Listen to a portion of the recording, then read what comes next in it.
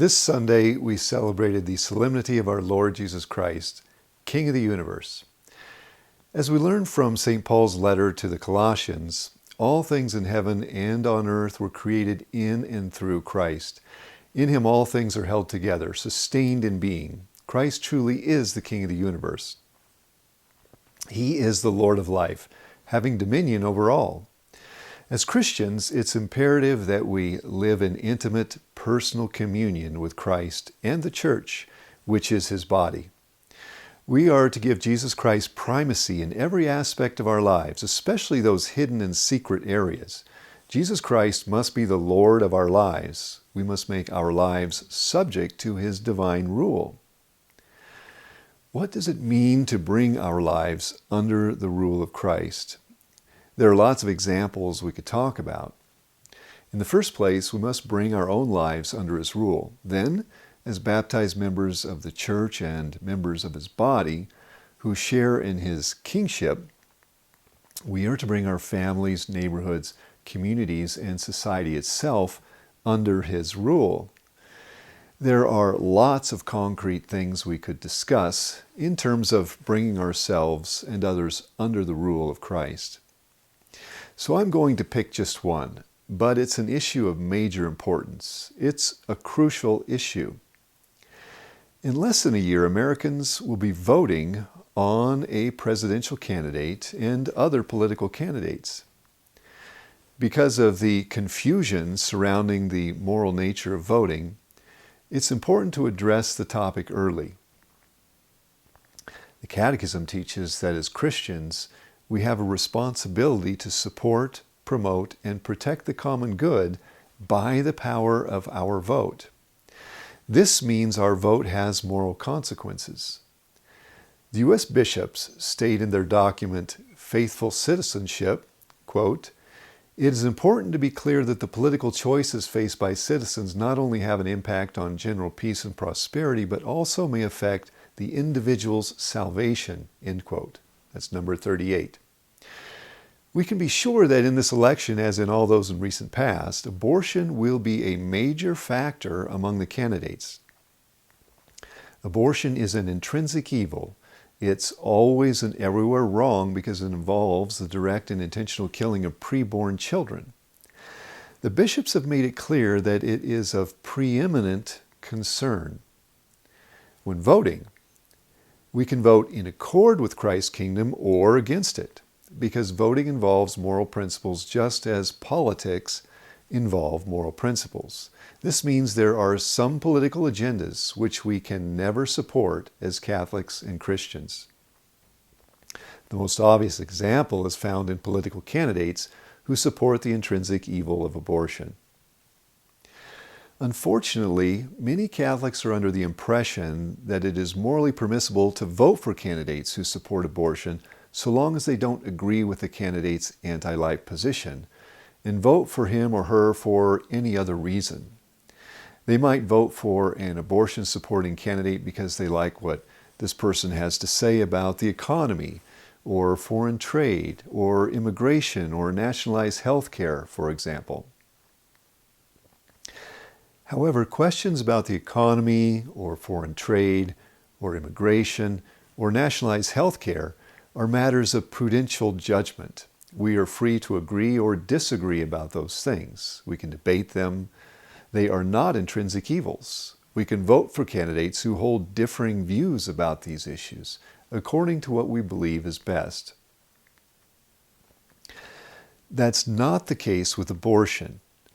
As an intrinsic evil, abortion is in another order altogether. It's not a matter of prudential judgment like the economy or Social Security benefits. We must not support it with the power of our vote. Abortion must be opposed. The Church does not teach that it is morally permissible to vote for candidates who support abortion, so long as we simply disagree with their stance on the matter.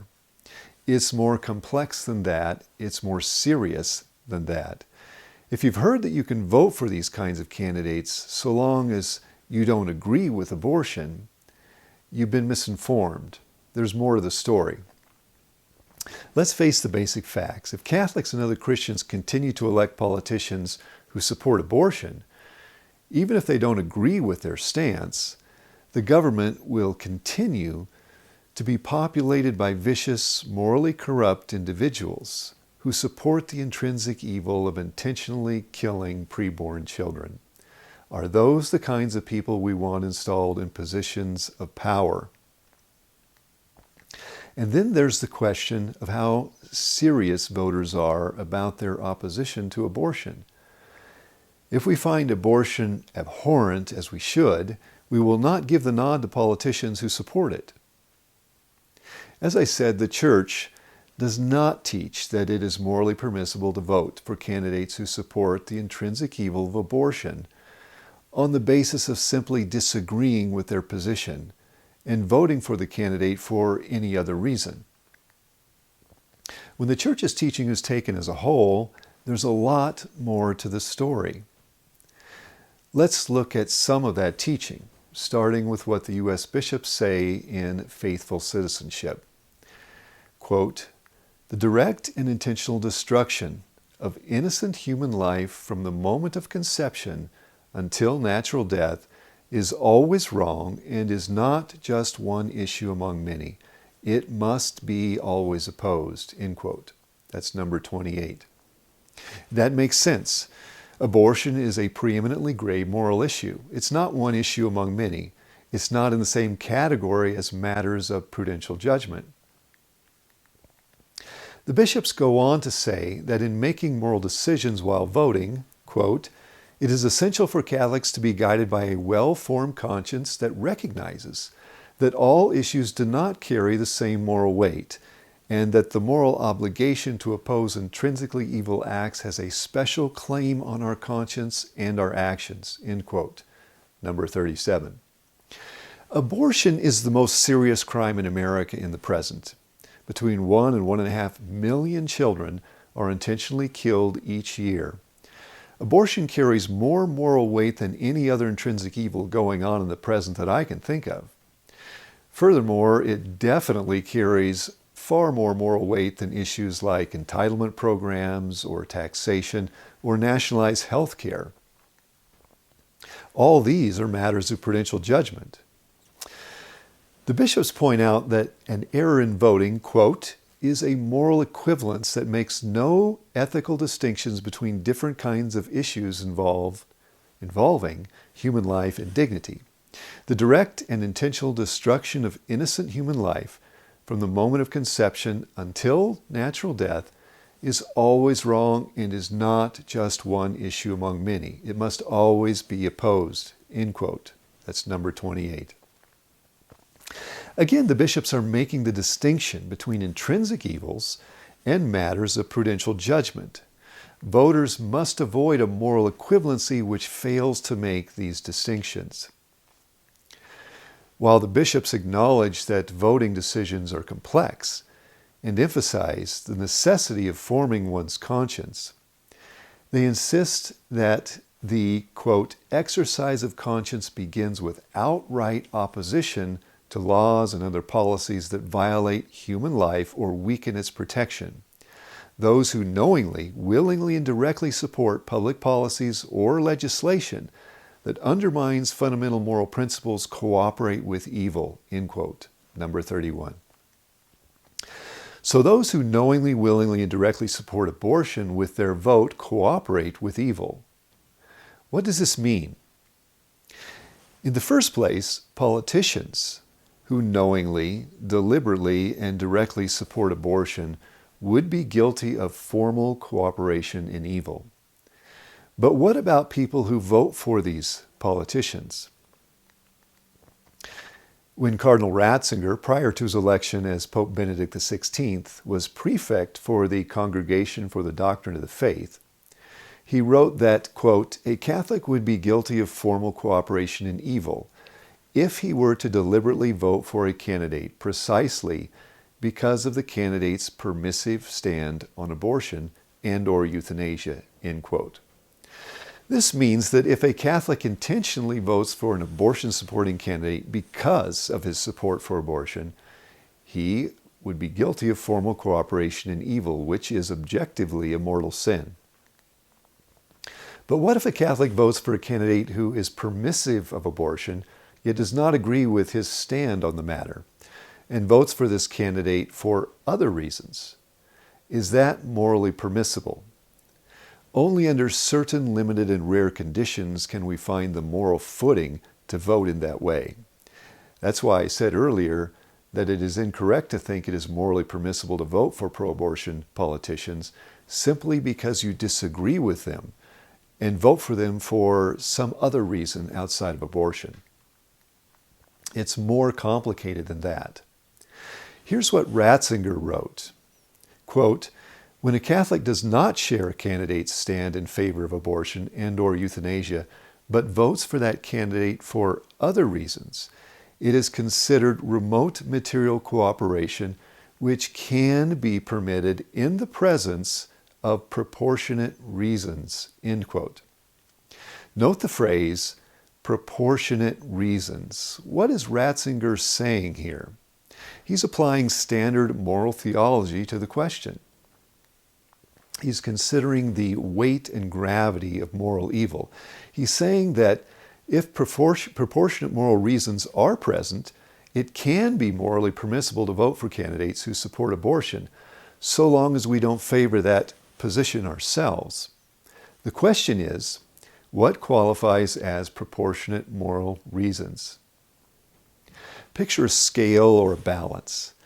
A proportionate moral reason would have to at least weigh equally against the intrinsic evil of abortion, which means that matters of prudential judgment such as the economy or nationalized health care cannot apply. Why? Because they're not intrinsic evils. They don't carry the same moral weight as abortion. The only way to balance the scale, so to speak, is by comparing intrinsic evils. Let's look at an example.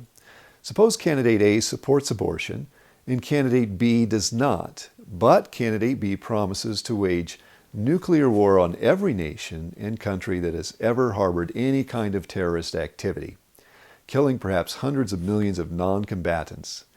Starting a nuclear war unprovoked and indiscriminately targeting civilians is an intrinsic evil. It's always wrong. In this situation, the scale is tipped, provided we think candidate B can carry out his plan. Candidate B poses the far greater moral danger in terms of intrinsic evils. In this case, one could vote for candidate A even though he supports abortion because a proportionate moral reason is present. The U.S. bishops seem to confirm the necessity to have proportionate moral reasons when voting for a candidate who supports intrinsic evils. They write, quote, "There may be times when a Catholic who rejects a candidate's unacceptable position may decide to vote for that candidate for other morally grave reasons. Voting in this way would be permissible only for truly grave reasons, not to advance narrow interests or partisan preferences, or to ignore a fundamental moral evil," end quote. That's number 35. Again, matters of prudential judgment can't be said to qualify for proportionate reasons because they're not intrinsic evils. Using the language of the U.S. bishops, a particular candidate's proposal for economic policy is not a fundamental moral evil, as is abortion. Catholic voters must avoid moral equivalency, something which is all too often the culprit, given people's tendencies to be somewhat indifferent toward the problem of abortion, giving favor to things like promises of economic growth or lower taxes. So what happens when a Catholic knows he should always oppose abortion, but votes for abortion, supporting candidates anyway? Assuming the Catholic disagrees with abortion, if he lacks a proportionate reason for his vote, his moral responsibility would increase beyond that of remote material cooperation, which means he could be placing his soul at risk. There's a reason why Ratzinger does not say that this kind of voting action is morally permissible. Depending on a voter's intentions, his level of knowledge, or whether he is at fault for his ignorance, if there's any, his moral culpability could be significant.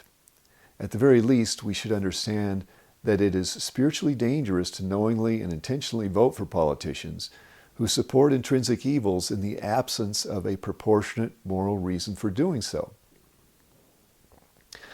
There's also the issue of scandal. When Catholics rather carelessly give the nod to pro-abortion politicians, they teach others that it is acceptable to do the same. That's a serious cause of grave scandal. What is abundantly clear is that we must always oppose abortion with maximum determination, which means opposing it in the voting booth because pro-abortion politicians not only support abortion but perpetuate it through the policies they enact. Pope St. John Paul II wrote in Christa Fidelis Lacey, quote, "Above all, the common outcry, which is justly made on behalf of human rights, for example, the right to health, to home, to work, to family, to culture, is false and illusory if the right to life, the most basic and fundamental right, and the condition for all other personal rights, is not defended with maximum determination." End quote. Is it possible to say that the Lord of life, Jesus Christ, who creates and sustains preborn children, is okay with members of his own body, the church, voting for political candidates who promote and perpetuate the legalized killing of these same children? As Archbishop Chaput noted, at death we will be judged by Christ for the votes we have made. He said that he believed the unborn would be there. Their voices would be a factor in our judgment. Will they defend us or condemn us? Can we justify our vote before the King of the universe and the 50 million children aborted in the wake of Roe v. Wade? These are the questions we will face.